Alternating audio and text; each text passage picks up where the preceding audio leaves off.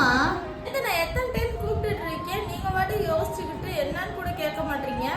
அதுவாம்மா, நான் பிள்ளைங்களை பார்த்த உடனே நம்மளும் இந்த குழந்தைங்க மாதிரி இருந்தா எந்ததையும் யோசிக்காம நம்மளும் நிம்மதியா சந்தோஷமா இருக்கலாமே அப்படின்தாம்மா யோசிச்சுட்டு இருந்தேன். அப்படி என்னத்தாச்சு இப்ப போய் அப்படி யோசிச்சுக்கிட்டு இருக்கீங்க?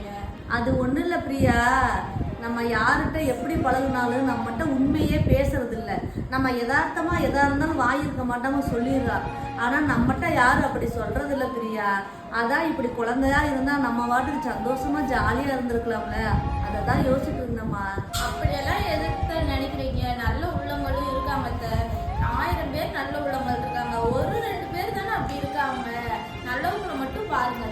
நானும் அப்படிதாம்மா நினைச்சிட்டு இருந்தேன். இனிமேல் போகும்போது அப்படி நினைக்கணும்னு எனக்கு தோணல. நீ சொல்ற முயற்சி பண்ணி பாக்குறேம்மா. சரி, தம்பிக்கு போய் பசியை மத்து இந்த